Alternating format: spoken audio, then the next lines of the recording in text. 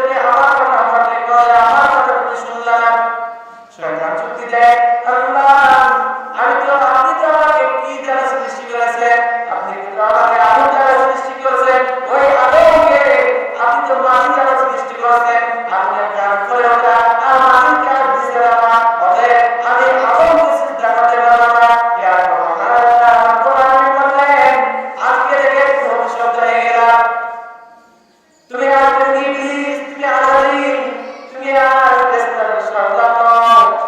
তখন থেকে শয়তান বসে বলা হলো, এরপর শয়তান আল্লাহ রাব্বুল আলামিনকে জিজ্ঞাসা করলো, আয় রাব্বুল আলামিন, আমি যে দুনিয়ার জমিনে এত ইবাদত করেছি, আমার মতো কেউ আর ইবাদত করতে পারে নাই।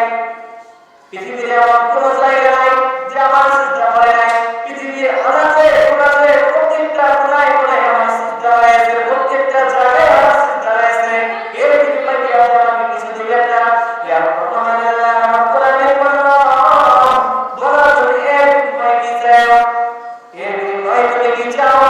এবার শয়তান বলল, আল্লাহ রাব্বুল আলামিনকে বলল, আল্লাহ তুমি আমাকে কি সব থেকে যেটা একটা পুরস্কার যেটা আমি আপনার কাছ থেকে চাই সেটা হইতেছে আমি আপনার কাছ থেকে কিয়ামত পর্যন্ত আমার হায়াত চাই। মহান আল্লাহ রাব্বুল আলামিন বলল, যাও তোমার কথা গ্রহণ করা হলো, তোমাকে কিয়ামত পর্যন্ত হায়াত দান করলাম। এরপর শয়তানের দ্বিতীয় প্রশ্ন, শয়তান মহান আল্লাহ রাব্বুল আলামিনকে বললেন যে আল্লাহ দ্বিতীয় প্রশ্ন আমার হইতেছে আমাকে যেন কোনো ব্যক্তি দেখতে না পারে। আল্লাহ বলে, যাও তোমাকে সেই অধিকার দেওয়া হলো। তৃতীয় প্রশ্ন হয়েছে, আল্লাহ আপনার বান্দার কলেজে যেন আমি তাদের প্রশ্ন দিতে পারি। আল্লাহ বলে, যাও তার অধিকার তোমাকে দেওয়া হলো। চতুর্থ নম্বর প্রশ্ন আল্লাহ রাব্বুল আলামিনকে বলল যে আল্লাহ চতুর্থ নম্বরে যে শক্তি আপনি আমাকে দিবেন সেই শক্তিটা হইতেছে আমি আপনার বান্দাকে পূর্ব দিক থেকে ওয়াসওয়াসা দিতে পারি, দক্ষিণ দিক থেকে ওয়াসওয়াসা দিতে পারি, উত্তর দিক থেকে ওয়াসওয়াসা দিতে পারি, দক্ষিণ দিক থেকে ওয়াসওয়াসা দিতে পারি। মহান আল্লাহ রাব্বুল আলামিন বলল, যাও তোমাকে এই পথ দেওয়া গেল।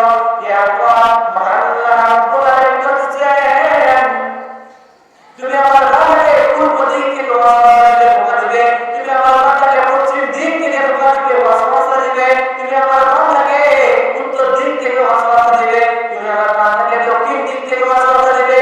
কিন্তু মহান আল্লাহ রাব্বুল আলামিন আমি আমার বান্দাদেরকে উপরের দিক থেকে রহমত বর্ষিত করব। তাহলে শয়তানের থেকে মলিক মানবকে দুনিয়ার জমিনে কেউ ছিল, সেও কিন্তু অভিযুক্ত হয়ে গেছে। এখন প্রশ্ন আসতে পারে, হুজুর আমরা তো প্রতিদিন নামাজ পড়ি, শয়তানের মতো তো আমরা ইবাদত করতে পারি না, আমরা তো অনেক গুনাহ করছি, এগুলো কি আল্লাহ রাব্বুল আলামিন আমাদেরকে মাফ করবে? হ্যাঁ, আল্লাহ রাব্বুল আলামিন আমাদের সমস্ত গুনাহ আমাদেরকে মাফ করে দিবেন।